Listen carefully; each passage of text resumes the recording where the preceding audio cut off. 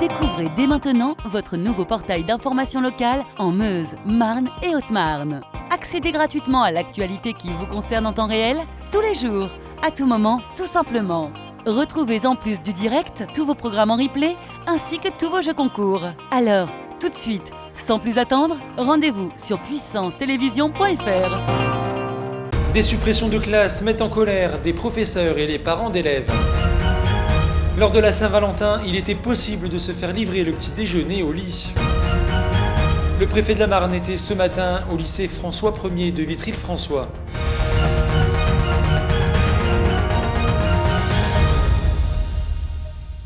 Bonsoir à tous, bienvenue dans votre journal du lundi 15 février 2021. Débutons cette édition avec la mobilisation des parents d'élèves et des enseignants du collège Jean-Renoir à Montier-en-Der. Le rectorat prévoit la fermeture d'une classe de 3e, une conséquence importante puisque les classes se retrouveraient à plus de 30 élèves. La représentante des parents d'élèves ainsi qu'une professeure nous font part de leurs inquiétudes au micro de Julien Carré. Les élèves, les enfants ne peuvent pas du tout apprendre, que ce soit en langue vivante, en physique, chimie, en SVT, enfin dans tous les cours, en étant 30. C'est pas des sardines nos enfants à entasser, en période de Covid en plus. L'année prochaine, on sera toujours plus ou moins dans cet état sanitaire, à faire attention. Et les mettre 30 par classe, c'est pas du tout... c'est pas du tout éducatif, quoi. C'est vraiment les mettre en danger dans leur scolarité. Donc nous, parents d'élèves, accompagnés des professeurs, on veut se montrer, dire au rectorat, mais revoyez votre copie, parce que vraiment, ça va pas être jouable, ça va pas être faisable. Moi, ce que je vois, c'est la dégradation régulière des conditions de travail des élèves et des professeurs. Il faut bien se rendre compte que là, on est épuisé parce qu'il y a eu l'épidémie, parce que les conditions d'enseignement sont compliquées. Et pour nous, la priorité, c'est un service public qui tient la route de qualité pour éduquer nos jeunes qui sortent du confinement. Et à la place, c'est l'inverse qui se passe. On réduit les moyens encore et toujours. Donc il y a des postes qui sont menacés, il y a des professeurs qui ne voient pas où ils pourront faire des heures. 84 postes sont supprimés sur l'académie, ça fait quand même mal. Et donc la situation pour nous, elle ne va pas du tout dans le bon sens. Et 30 élèves par classe, comme il est prévu maintenant dans les collèges pour la rentrée prochaine, c'est beaucoup trop pour des élèves de cet âge. Et à Saint-Dizier, des enseignants se sont également mobilisés au collège de Lannou. 23 professeurs sur 25 ont fait grève aujourd'hui pour cause l'annonce d'une suppression de divisions et d'heures à la rentrée prochaine en septembre 2021 au sein de l'établissement. Une information que ces professeurs n'acceptent pas du tout puisqu'il y aurait de nombreuses conséquences, notamment sur l'apprentissage des collégiens. Écoutez. Les raisons, c'est qu'on a reçu des prévisions de dotation horaire pour la rentrée prochaine qui sont inférieures à celles de l'année dernière et encore plus d'il y a 2 ans, alors que la prévision d'effectifs est exactement la même que la prévision de l'année précédente, qui dit une baisse de dotation horaire, effectivement, pour un effectif égal.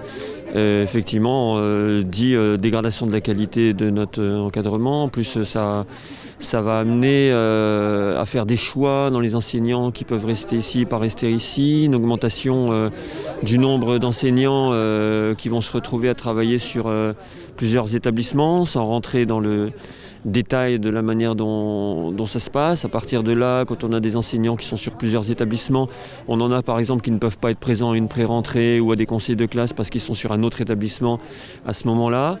Ça va aussi beaucoup impacter tout ce qu'on fait entre midi et 2. Ça prend d'autant plus d'importance qu'on se rend compte que le nombre d'élèves en difficulté depuis quelques années augmente et l'éducation nationale nous demande, à juste titre, d'individualiser le travail, de mettre en place des dispositifs d'aide, notamment entre midi et 2 heures, etc. Et moins on a de moyens, moins on pourra les réaliser. Et je vous le disais en titre, le préfet de la Marne, Pierre Ngahan, était ce matin à Vitry-le-François afin d'inaugurer un jeu pédagogique destiné à encourager les jeunes à s'orienter dans leur parcours scolaire et professionnel sans aucun stéréotype. Un projet ambitieux et d'envergure nationale. Reportage de Manon de Fontis et Élise Chartier. Là, c'est le petit personnage qui peut nous aider de temps à autre. Là, ça peut être les ennemis à éviter, en général.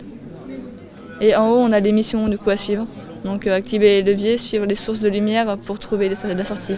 Évoluer d'un métier à un autre, dans des secteurs professionnels divers et variés, que l'on soit une femme ou un homme, telle est la trame du Serious Game, Transfère-toi. Imaginé depuis 2 ans par les élèves du collège Gisèle Probst et du lycée François Ier de Vitry-le-François, ce projet est conçu en partenariat avec divers organismes, dont la délégation aux droits des femmes et à l'égalité entre les femmes et les hommes de la Marne. L'objectif de ce jeu pédagogique, faire découvrir aux jeunes des métiers sans préjugés ni stéréotypes de genre. C'est un projet qui va leur permettre sans doute, de façon ludique, de découvrir l'orientation, de découvrir les métiers et puis les formations et comprendre qu'il y a une mixité dans les métiers et qu'ils peuvent tout faire, mais le faire en fonction de leur goût et de leurs envies surtout.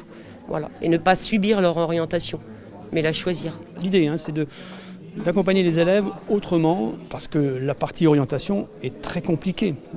Nos élèves arrivent en seconde, ils ont 3 ans pour préparer à la fois le baccalauréat et les études supérieures. Donc c'est très difficile, on leur demande beaucoup. Au lycée, une seule question préoccupe les élèves. Que vais-je faire plus tard ?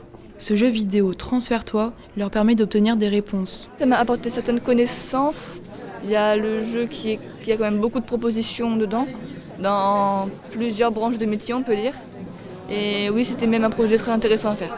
Je trouve que c'est vraiment bien pour ceux qui ne savent pas quoi faire plus tard, leurs études et tout, et puis même dans notre vie personnelle. De découvrir le métier que je voulais faire plus tard, de savoir comment ça allait se passer, de savoir quels autres métiers on pouvait se reconvertir si jamais on n'y arrivait pas. Et que dans tous les cas, si on n'y arrive pas, il y a toujours un métier pour nous remplacer. Inauguré ce lundi matin, le Serious Game Vitria a de beaux jours devant lui. Je suis persuadé que ça aura beaucoup de succès et donc l'idée, ça serait de les diffuser dans tout le Grand Est puisque c'est aidé par la région, puisque les lycées sont de compétences régionales. Donc avec les rectorats, de diffuser ça dans tous les lycées du Grand Est. Et puis peut-être après... en dehors du Grand Est. Transfère-toi est actuellement accessible gratuitement sur ordinateur. Et d'ici quelques mois, cet outil pédagogique sera disponible sous forme d'application pour téléphone portable et tablette numérique. De nombreux jeunes pourront ainsi éclaircir leurs futurs projets professionnels. On poursuit cette édition avec le chiffre du jour qui s'élève à 440 287. Ce montant représente la somme de travaux de reconstruction de la passerelle de la Libération à Bar-le-Duc. Le conseil municipal de Bar-le-Duc a validé l'avant-projet de reconstruction de la passerelle. La ville va entreprendre la déconstruction de cette dernière pour reconstruire un nouvel ouvrage. Il intégrera la mobilité douce et son élargissement permettra la circulation des cyclistes et des piétons ainsi qu'une rampe pour la rendre accessible à tous. Hier, dimanche 14 février, se tenait la Saint-Valentin, une occasion pour les couples d'échanger des mots doux et des cadeaux comme preuve d'amour. En ce dimanche matin, de nombreuses personnes en ont profité pour rester au lit et manger un petit déjeuner spécial. En effet, pas de restaurant pour cette année à cause de la crise sanitaire. Le Porto-Grill à Saint-Dizier a proposé un service de livraison de brunch. Regardez ce reportage signé Julien Carré. Ce dimanche matin, jour de la Saint-Valentin, alors que les amoureux dormaient encore profondément, au Porto-Grill à Saint-Dizier, ça s'active. Joachim, Léonie et Sandra sont en train de préparer un petit déjeuner spécial pour cette fête qui, dans quelques minutes, sera livré aux personnes qui ont commandé. On a voulu changer un petit peu de l'offre qu'on a l'habitude de trouver pour le jour des amoureux. Tous nos autres collègues proposent des repas classiques, entre guillemets. Nous, on a voulu changer et proposer un petit déjeuner au lit pour que la journée commence bien. À cause de la crise sanitaire, les restaurants ne peuvent toujours pas ouvrir. Afin de limiter les pertes, certains se réinventent. C'est pourquoi l'équipe du restaurant a décidé de créer cette formule. Pancake, bacon, fruits ou encore spécialité portugaise, il y en a pour tous les goûts et pour toutes les papilles. Pour l'occasion, ils ont adapté la carte. Alors il y a du sucré, il y a du salé, on proposait une dizaine de choix et chaque client devait choisir 5 choix propres à lui afin de composer son brunch idéal. Mais avant de livrer, il faut bien évidemment préparer les plats et chacun a un rôle bien précis. Léonie annonce la commande, Sandra dresse non pas les assiettes mais les boîtes et Joachim ferme le tout. Là on vient de terminer, presque la préparation de nos brunchs de la Saint-Valentin. Donc la première voiture est en train de partir et moi je vais bientôt partir. Et qui dit Saint-Valentin dit bien évidemment rose. Ceux qui le souhaitaient pouvaient également avoir en supplément une belle rose pour sa bien-aimée. Toutes les commandes sont désormais prêtes, il ne reste plus qu'à charger. Mais le temps presse. Pas mal de commandes, c'est pour ça qu'on est un petit peu dans le rush ce matin, mais on essaye de faire au mieux et j'espère que ça va bien se passer. Durant toute la matinée, ils vont sillonner les routes du territoire pour servir les amoureux. Mais pour ceux qui souhaitent profiter de ce brunch, pas de panique, le Porto Grill propose ce service toutes les 2 semaines. Et voilà, c'est la fin de cette édition. Merci à tous de l'avoir suivi. Dans quelques secondes, vos prévisions météo. L'information continue sur puissancetélévision.fr. Toute l'actualité qui vous concerne, à voir et ou à revoir dès maintenant sur puissancetélévision.fr et sur notre application mobile.